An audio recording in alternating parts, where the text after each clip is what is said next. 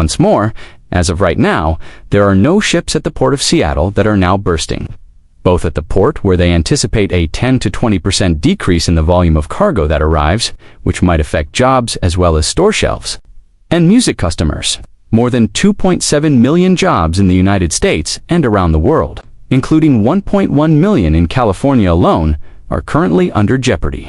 That is the number of livelihoods that rely on the continuous operation of the ports at Long Beach and Los Angeles, the twin behemoths that handle over half of all U.S. imports from Asia.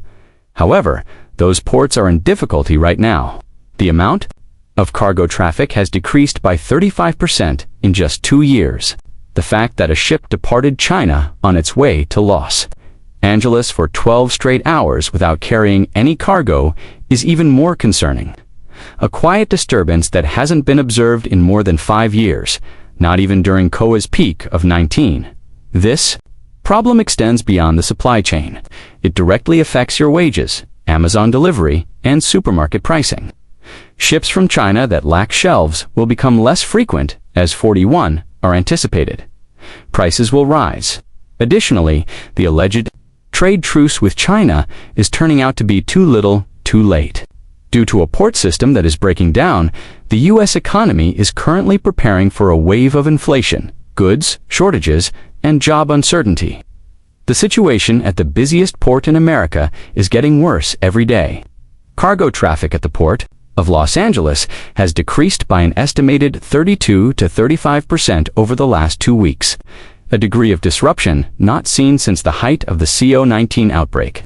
The total lack of 41 cargo ships from China, the nation's biggest commercial partner, is even more concerning because none of them arrived on time. It is hardly a logistical coincidence that maritime traffic has abruptly stopped. It is a sign of a larger breakdown in the predictability of trade flow and supply chain dependability. The combined operating zone of the ports of Los Angeles and Long Beach, San Pedro Bay, is at the center of the disturbance. This region is bustling with constant activity under normal circumstances. Ships waiting offshore, trucks transporting cargo, cranes unloading, and containers. However, the environment has become strangely quiet in recent days. Industry observers now frequently see empty berths and inactive equipment, which they characterize as disturbingly silent. There is more to that quiet than meets the eye. It symbolizes a chilly freeze on the world's trade routes, indicating more serious weakness in America's infrastructure and operations. This disruption's effects are spreading quickly throughout the economy. Key items that are either trapped at origin ports or delayed at sea are difficult for warehouses to restock.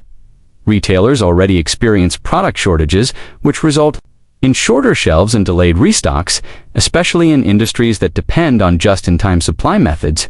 Concurrently, producers who depend on imported parts for anything from electronics to automobiles are reducing output, which is causing backlogs and plant outages to become a concern. This port malfunction is not a local problem. It has a national scope and global implications.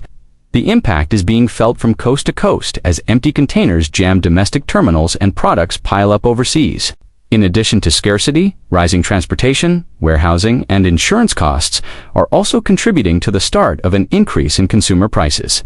These expenses will be felt by millions of Americans in the form of increased food store prices, postponed online orders, and even fewer products available during busy shopping seasons. In the end, the events at the Port of Los Angeles serve as a potent reminder of just how intertwined the contemporary economy is.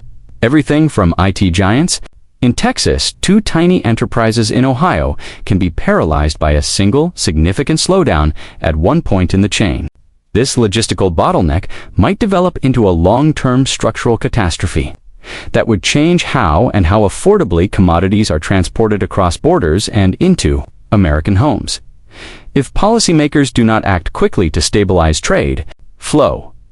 The United States and China recently signed a 90-day tariff truce, a diplomatic break intended to reduce pressure on both parties while they negotiate a larger agreement.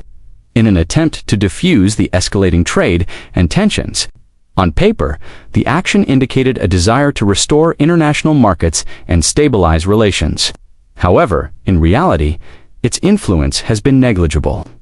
The deal hasn't been able to undo the structural changes in global supply chains that started years ago during the first tariff escalation rounds under the Trump administration. In actuality, long before the present truce, the majority of manufacturers and logistical companies had already started to diversify or reroute their supply chains away from the United States. It is too late to change that trajectory with this 90-day respite. Businesses have doubled down on China and invested in production hubs in Vietnam, India, and Mexico, rather than relocating operations to American ports. Long before this diplomatic pause started, the harm to the American economy and inbound trade had already been done, especially at choke points like the Port of Los Angeles. Although politically beneficial, more importantly, the basic rhythms of international commerce have not been restored by the armistice. They are still fragmented, unpredictable, and extremely susceptible to policy shocks. Schedules for shipping are not in sync. Due to uncertain tariff concerns, carriers are reluctant to commit to long-term contracts with U.S. ports, and demand forecasting has grown unreliable. The long-term investment and logistical confidence that port infrastructure depends on to stay resilient and competitive are discouraged by this type of volatility. The leadership of port has not held back when discussing how urgent the issue is. The Port of Long Beach's executive director, Mario Corderero, delivered a stern warning. Within the following 30 days, customers will see empty shelves in stores if the situation doesn't alter immediately. It's not alarmism here. Operational reality, is it? Inventory stops moving when ships cease arriving. Additionally, the entire consumer market, including mom-and-pop shops and large box retailers, starts to sway when inventory stops moving. Although the 90-day tariff pause may have momentarily eased diplomatic pressure, it hasn't done much to address the real-world repercussions that are already having an impact on the U.S. economy. Isolated policy actions are not the only cause of the current problem that is developing at America's main ports. At the core of contemporary U.S. economic strategy is a far deeper structural contradiction that is reflected in this. The globalized trade architecture that the United States helped create over the past few decades is directly at odds with the America First strategy, which aims to restore American manufacturing and lessen reliance on foreign suppliers. The U.S. has created instability in a system that relies on cooperation, predictability, and international confidence by weaponizing tariffs and appending long-standing trade agreements. Ironically, the very supply chain dependability and efficiency that formerly made American markets so robust and alluring are now being undermined by this nationalist strategy. Significant logistical and financial obstacles stand in the way of efforts to reshore manufacturing, which is a primary objective of protectionist measures. Phrases like "bring jobs home" have political resonance, but the truth is much more nuanced. Consider the iPhone from Apple. According to analysts, producing an iPhone exclusively in the U.S. would increase its cost to up to $3,500 per unit, which is more than 3 times the present sale price. This is merely a matter of expense. It comes down to practicality. Countries like China and India have spent decades building their industrial infrastructure, concentrated supplier networks, and large labor forces, all of which are absent from the U.S. It would take years of investment, specialized workforce training, and coordinated supply networks to rebuild that capacity domestically. None of these things could be accomplished in a single administration or with just policy. Furthermore, the current situation highlights the vulnerability of contemporary supply systems to political unpredictability. A system where even a minor disruption can paralyze entire industries has been established due to the overwhelming reliance on a few logistical choke points, such as the ports of Long Beach and Los Angeles.